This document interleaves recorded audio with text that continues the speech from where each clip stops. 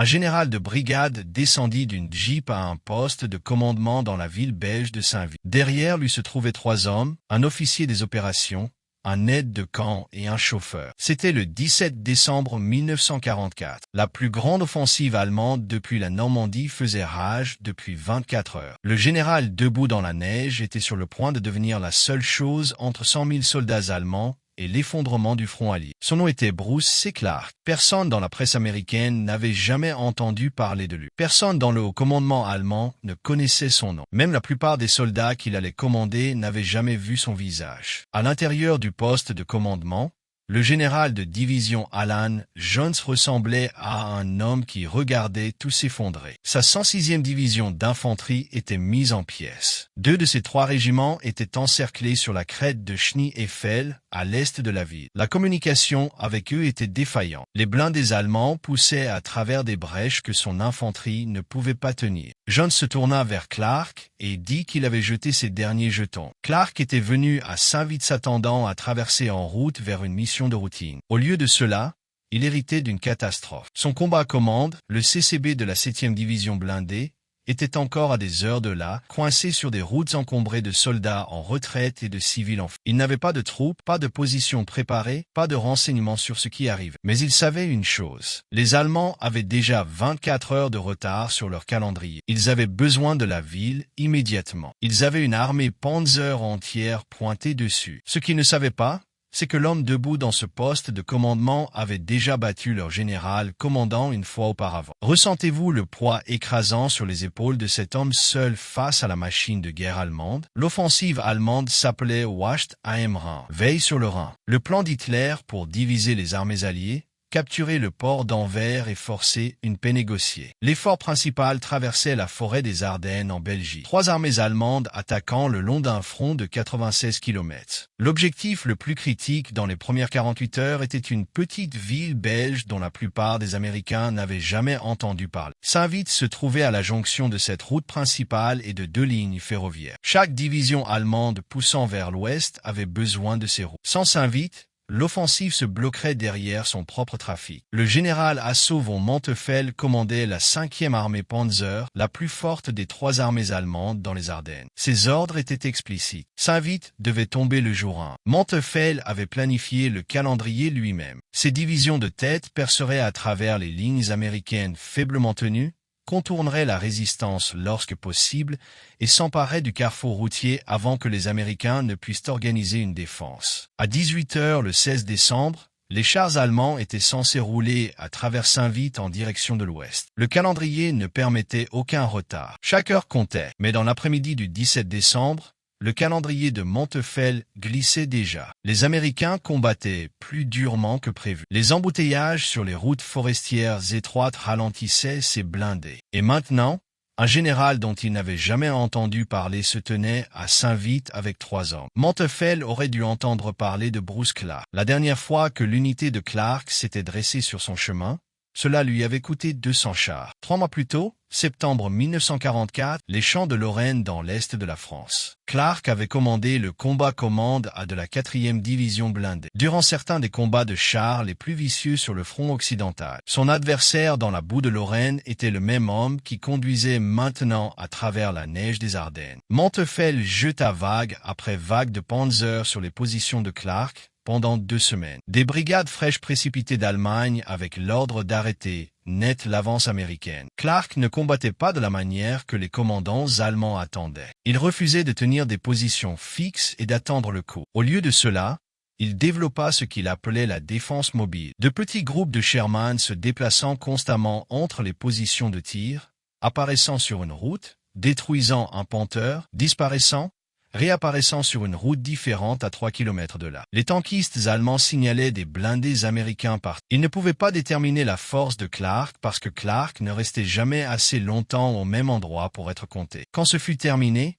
les pertes de Montefeld étaient stupéfiantes. Clark perdit moins de 50 Sherman. La victoire à Haraucourt fit de Clark l'un des commandants blindés les plus expérimentés de l'armée américaine. En décembre 1944, il avait été transféré à la 7e division blindée, commandant le combat commande B. Mais il n'était pas célèbre. Il n'était pas tape à accent grave-l'œil. Il ne donnait pas d'interview et ne cultivait pas les journalistes. C'était le genre de général qui gagnait des batailles et laissait d'autres personnes prendre le crédit, ce qui explique exactement pourquoi personne chez lui ne connaissait son nom et exactement pourquoi personne dans le haut commandement allemand ne reconnut la menace quand Clark se présenta à Saint-Vite avec 3 hommes dans une Jeep. Clark avait reçu l'ordre de déplacer son combat commande à travers Saint-Vite vers une position plus à l'est. Une marche routière de routine, rien d'urgent. Puis il entra dans le poste de commandement de Jones et réalisa qu'il n'y avait pas de plus à l'est. Plus à l'est, c'était allemand. Jones était brisé. Sa 106e division d'infanterie n'était en ligne que depuis 5 jours avant que l'offensive ne frappe. La plupart de ces hommes n'avaient jamais entendu un coup de feu tiré avec colère. Maintenant, 2 régiments étaient encerclés et le 3e tenait à peine. Jones dit à Clark qu'il lui donnait la responsabilité de la défense de Saint-Vite. Clark essaya d'expliquer que son combat commande, environ 2500 hommes avec des chars et de l'infanterie blindée, était encore sur la route au nord de la ville, coincé dans des embouteillages massifs. Cela n'avait pas d'importance. Jones n'avait plus rien à donner. Le transfert fut informel. Pas d'ordres écrits, pas de briefing détaillé, juste un général disant à un autre que la situation était désespérée et que la défense était maintenant son problème. Clark sortit et regarda vers l'est. Quelque part dans la forêt, les divisions Panzer de Manteuffel se rapprochaient en grinçant. Il avait 3 hommes et une radio. Le CCB n'arriverait pas avant ce soir au plus tôt. Peut-être pas avant le matin. Clark commença à faire la seule chose qu'il pouvait. Il attrapa chaque unité errante qu'il put trouver. Des ingénieurs, du personnel de quartier général, des traînards d'unités brisées, et les positionna sur les routes menant à la ville. Ces forces de fortune n'allaient pas arrêter une armée Panzer, mais elles pourraient gagner des heures. Et des heures étaient tout ce dont Clark avait besoin. Le CCB commença à arriver tard dans la soirée du 17 décembre. Environ 2500 hommes, des chars, de l'infanterie blindée, des ingénieurs, de l'artillerie. Ce n'était pas grand-chose contre une armée Panzer entière, mais Clark n'avait pas besoin d'une armée. Il avait besoin d'assez de force pour faire croire à Manteuffel qu'il en avait une. Clark organisa sa défense immédiatement. Pas de sommeil, pas de reconnaissance.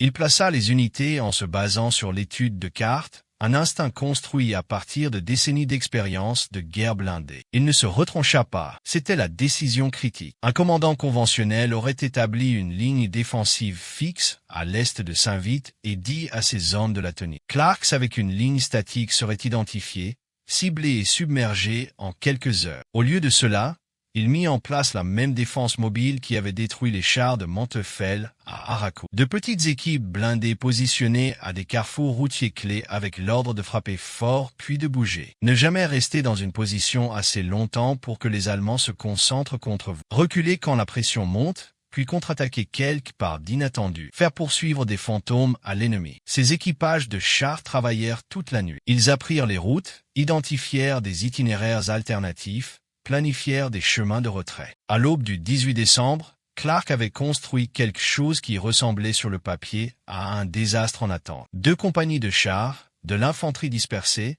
pas de ligne défensive continue. Des brèches partout. Mais Clark n'avait pas besoin d'un mur. Il avait besoin du nombre qui ressemblait à un mur. 18 décembre, les forces allemandes frappèrent les positions de Clark pour la première fois. Les panzergrenadiers poussèrent sur les routes depuis l'est, s'attendant à balayer n'importe quel mince écran que les Américains avaient laissé. Ils rencontrèrent des Sherman. Les chars de Clark tirèrent depuis des positions dissimulées, détruisirent les véhicules de tête, puis se replièrent avant que les Allemands ne puissent appeler l'artillerie. 30 minutes plus tard, ces mêmes chars apparurent sur une route différente à 3 km au nord et frappèrent une colonne allemande de flanc. L'effet fut autant psychologique que physique. Les commandants allemands signalèrent des blindés américains sur tout leur front. Ils ne pouvaient pas identifier les limites de la force à laquelle ils faisaient face parce qu'il n'y avait pas de limite. Clark avait 2 compagnies de chars faisant le travail d'un régiment. Ils bougeaient constamment, ne s'engageant jamais plus de quelques minutes avant de se déplacer. Les officiers du renseignement allemand essayèrent de donner un sens au rapport affluent de leurs unités avancées. Des chars américains ici, des chars américains là, de l'infanterie blindée bloquant cette route, une contre-attaque sur cette route. Leur conclusion était exactement ce que Clark voulait. Ils signalèrent à Manteuffel qu'il faisait face à une force blindée américaine substantielle, possiblement un corps entier retranché autour de Saint-Vite. Manteuffel ajusta ses plans en conséquence. Au lieu d'une poussée rapide à travers un point faible, il commença à préparer un assaut délibéré contre ce qu'il croyait être une position défensive majeure. Il commença à attirer des divisions supplémentaires vers Saint-Vith. Des forces qui étaient censées conduire vers l'ouest en direction de la Meuse étaient maintenant redirigées pour craquer le corps fantôme de Clark. Chaque division que Manteuffel redirigeait était une division qui ne menaçait pas l'arrière allié. Et chaque heure qu'il passait à planifier un assaut délibéré était une heure que les Alliés utilisaient pour organiser leur réponse. Imaginez ces jeunes hommes épuisés tenant contre l'impossible simplement parce qu'un général refusait d'abandonner leur combat. Le 19 décembre, le désastre fut scellé. Les 2 régiments de la 106e division d'infanterie qui avaient été encerclés sur le Schneefeld se rendirent. Plus de 7000 soldats américains entrèrent en captivité allemande. Ce fut la plus grande reddition de masse de troupes américaines sur le théâtre européen. Le flanc de Clark cessa d'exister du jour au lendemain. Les unités qui tenaient des positions à son nord et à son sud disparurent. Les forces allemandes se déversèrent à travers les brèches. Elles contournèrent Saint-Vith des 2 côtés, en se dirigeant vers l'ouest. Clark était maintenant une île. Sa petite force tenait la ville et le carrefour routier tandis que les divisions allemandes coulaient de chaque côté. Il était encerclé sur 3 côtés et sa ligne d'approvisionnement vers l'ouest se rétrécissait d'heure en heure. Toute évaluation rationnelle disait que Clark devrait se retirer. Il était en infériorité numérique, surpassé en armes, et les unités qui étaient censées protéger ses flancs s'étaient soit rendues soit étaient détruites. Clark resta. Il ajusta son périmètre. Il retira ses positions les plus exposées et resserra la défense autour du carrefour routier lui-même. Il ne pouvait pas tout tenir, mais il pouvait tenir assez pour garder les routes bloquées. Le général de brigade Robert Hasbrouck, commandant la 7e division blindée dans son ensemble, gérait la logistique et la coordination politique avec le quartier général supérieur. Clark dirigeait le combat et le combat allait devenir beaucoup plus difficile parce qu'Adolf Hitler venait d'apprendre que son calendrier avait 3 jours de retard et il envoyait son marteau-pilon personnel pour régler le problème. La brigade Führer-Böglet n'était pas une unité normale. C'était la formation d'escorte personnelle d'Hitler élargie en une brigade blindée complète et envoyée dans les Ardennes avec une seule mission. Son commandant était le colonel Otto Ernst Römer, le même officier qui avait écrasé le complot d'assassinat du 20 juillet contre Hitler en sécurisant Berlin pour le régime nazi. Römer était un vrai croyant. Sa brigade était bien équipée, complètement dotée en personnel et motivée. Ils avaient été tenus en réserve spécifiquement pour des situations comme celle-ci, quand l'offensive rencontrait un obstacle que les forces régulières ne pouvaient pas surmonter. Cet obstacle était Bruce Clark. Hitler était furieux que Saint-Vith n'était toujours pas tombé. Son calendrier entier dépendait de ses roues. La brigade Führer-Böglet était sa réponse. Écraser tout ce qui tenait la ville et faire bouger à nouveau l'offensive. La brigade de Römer rejoignit l'assaut sur le périmètre de Clark le 20 décembre. Des troupes fraîches, des chars frais contre une force qui combattait sans repos depuis 3 jours. Clark sentit l'augmentation de la pression immédiatement. Les attaques de sondage devinrent des assauts à grande échelle. Les barrages d'artillerie allemands s'intensifièrent. Ces hommes étaient épuisés. Les munitions s'épuisaient. Chaque perte était irremplaçable parce qu'il n'y avait pas de réserve qui arrivait. Clark faisait maintenant face aux meilleurs que l'Allemagne avait laissés et sa force diminuait d'heure en heure. Le 21 décembre, Clark prit la décision qui allait définir la défense de Saint-Vith. Il ne pouvait pas tenir son périmètre actuel. Il était trop grand pour sa force qui rétrécissait. Il se contracta dans ce que le quartier général appellerait plus tard l'œuf doit fortifier, un périmètre défensif de forme ovale centré sur les approches occidentales de Saint-Vith. Des lignes plus serrées, des distances plus courtes entre les unités, moins de brèches pour les Allemands à exploiter. Chaque position qu'il abandonnait signifiait abandonner du terrain qu'il ne pouvait pas reprendre, mais chaque position qu'il tenait signifiait étirer ses hommes plus finement. Clark choisit la concentration plutôt que la couverture. Il entassa ses forces restantes dans la zone défendable la plus petite possible et leur dit de tenir. Hasbrouck gérait la relation de plus en plus difficile avec le commandement supérieur. Le 18e corps aéroporté sous le général Matthew Ridgey avait maintenant l'autorité sur la zone de Saint-Vith. Ridgey voulait que Clark tienne aussi longtemps que possible, mais préparait des plans de retrait si la situation devenait intenable. Clark ne pensait pas encore au retrait. Il pensait à faire payer les Allemands pour chaque mètre. À l'intérieur de l'œuf d'oie, ses équipages de chars étaient réduits à des charges partielles de munitions. Son infanterie combattait dans les mêmes positions depuis des jours sans rotation. L'évacuation médicale devenait impossible alors que le périmètre rétrécissait. Mais le carrefour routier était toujours bloqué. Les forces de Montefel ne pouvaient toujours pas utiliser les 7 routes de Saint-Vite pour pousser vers l'ouest. Et chaque heure que Clark tenait était une heure que Patton utilisait pour tourner la 3e armée vers le nord en direction du flanc allemand. Des éléments du 87e escadron de reconnaissance de cavalerie tenaient l'une des sections les plus exposées du périmètre de Clark. Le détachement était arrivé à Saint-Vite avec 7 officiers et environ 150 hommes. Le 22 décembre, il ne leur restait plus d'officiers. 30 hommes combattaient encore. Pas 30 hommes encore en vie. 30 hommes encore en ligne, tirant encore, tenant encore leur secteur. Des sergents commandant ce qui avait été des pelotons, des caporaux dirigeant ce qui restait des escouades. Ils n'étaient pas unis. Chaque unité dans l'œuf doigt était consumée. Les équipages de chars combattaient jusqu'à ce que leurs véhicules soient détruits, puis combattaient comme infanterie. Les ingénieurs posaient des mines puis prenaient des fusils. Les cuisiniers et les commis remplissaient les brèches dans la ligne. Clark lui-même n'avait pas dormi dans un bâtiment depuis le 17 décembre. Cette nuit dans sa Jeep, conduisant de position en position, vérifiant ses unités, prenant des décisions qui déterminaient qui vivait et qui mourait. Il aurait pu utiliser un poste de commandement dans un bâtiment chauffé. D'autres généraux le faisaient. Clark ne le ferait pas. Ses hommes dormaient dans des trous de renard gelés à des températures sous zéro. Il dormirait dans sa Jeep, cette nuit dans le même froid que ses soldats enduraient. Le coût humain était stupéfiant. Le commandement de Clark subit des pertes dévastatrices sur 7 jours. Selon certaines estimations, les pertes dans le secteur de Saint-Vite dépassèrent 2000 hommes, tués, blessés et disparus. Mais la défense tint, et chaque jour qu'elle tenait était un jour où Montefel tombait plus en arrière du calendrier dont toute l'offensive allemande dépendait. 22 décembre, Montefel engagea tout ce qui lui restait contre l'œuf-doigt. Infanterie, blindés et artillerie dans un assaut coordonné depuis 3 directions. Les obus allemands déchirèrent le périmètre de Clark. Les panzergrenadiers poussèrent dans les brèches. Les chars avancèrent péniblement à travers la neige. La ligne défensive ploya à plusieurs endroits. L'infanterie allemande pénétra des positions qui avaient tenu pendant 5 jours. Clark se déplaça personnellement entre les secteurs menacés, redirigeant ses réserves qui s'amenuisaient. Il n'y avait pas de réserve dans un sens significatif. Clark retirait des hommes de secteurs calmes et les jetait aux brèches, espérant que les secteurs calmes restaient calmes assez longtemps. À la tombée de la nuit, le côté est de l'œuf-doigt s'était effondré. Les troupes allemandes étaient à l'intérieur du périmètre. Le carrefour routier que Clark avait tenu pendant 6 jours était sur le point d'être envahi. Ridgey prit la décision. Se retirer. Clark avait fait tout ce qu'on lui avait demandé et plus. La défense de Saint-Vite avait acheté 6 jours critiques. Maintenant, il devait sortir ses hommes survivants avant que l'œuf-doigt ne devienne une tombe. Le problème était que sortir vivant pourrait être plus difficile que de tenir bon. 23 décembre, Clark exécuta un retrait sous pression que les historiens militaires appelleraient plus tard l'une des meilleures opérations rétrogrades de la guerre. Ce n'était pas une retraite. C'était un mouvement planifié et discipliné mené en plein jour avec les forces allemandes pressant de 3 côtés. Le plan de Clark était méthodique. Les véhicules sortaient un par un du côté ouest du périmètre tandis qu'une arrière-garde du côté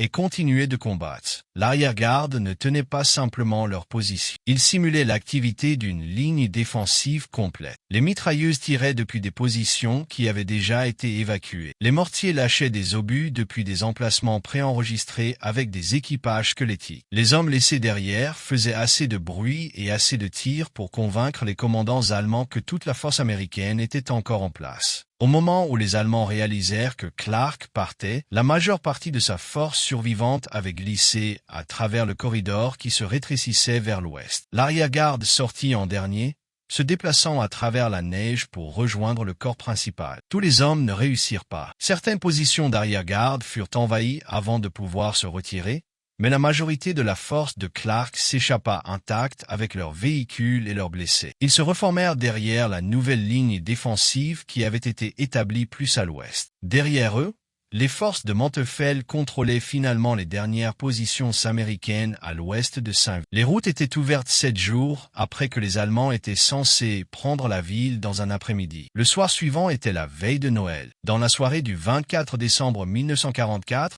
Montefel contacta l'adjudant d'Hitler au repère du Loup. Son message était franc. Il recommandait d'annuler toute l'offensive des Ardennes. 7 jours. Un général de brigade avec une force de fortune de 2500 hommes avait coûté à la 5e armée Panzer une semaine entière. Le calendrier dont l'offensive dépendait était détruit au-delà de toute récupération. Pendant que Clark tenait Saint-Vite, Patton avait tourné la 3e armée à 90 degrés vers le nord et attaqua dans le flanc sud allemand. Montgomery avait organisé l'épaule nord. La 101e aéroportée s'était retranchée à Bastogne et refusa de se briser. Mais ces réponses prirent du temps que Clark acheta avec du sang. La défense de Saint-Vith ne retarda pas seulement une armée allemande. Elle brisa le dos de toute l'offensive. Le trafic qui aurait dû couler vers l'ouest était paralysé sur des kilomètres derrière la ville. Manteuffel avait brûlé son précieux carburant et son temps, combattant un fantôme. Eisenhower appellerait plus tard la défense de Saint-Vith le tournant de la bataille des Ardennes,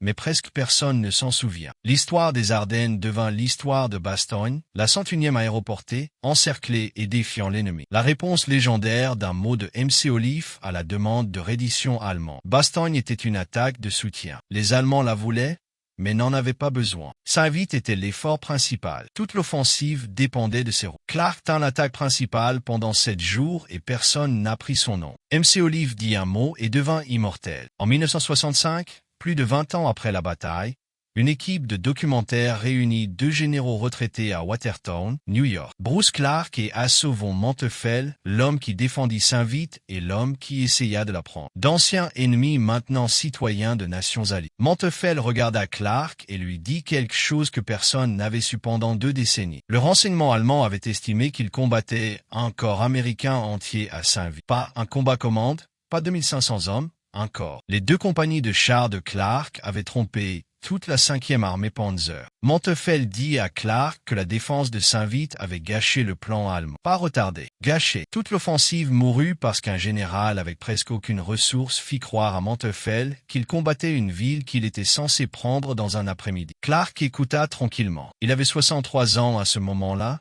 retraité, vivant sans gloire ni célébrité. Il ne donna jamais d'interview d'autopromotion après la guerre, n'écrivit jamais de mémoire best-seller, n'apparut jamais à la télévision pour revendiquer le crédit. Les voix les plus fortes dans l'histoire des Ardennes appartenaient à M.C. Olive et Montgomery. Clark fit simplement le travail et rentra chez lui. Ces hommes savaient ce qui s'était passé à Saint-Vith. Les survivants de la 87e reconnaissance savaient. Les équipages de chars qui conduisirent ces routes pendant 7 jours d'affilée savaient. Manteuffel savait. Il fallut le commandant ennemi lui-même assis de l'autre côté d'une table 20 ans plus tard pour finalement confirmer ce que Clark avait accompli. Comprenez-vous maintenant pourquoi ces hommes ordinaires devinrent extraordinaires sous le commandement d'un général que personne ne connaissait?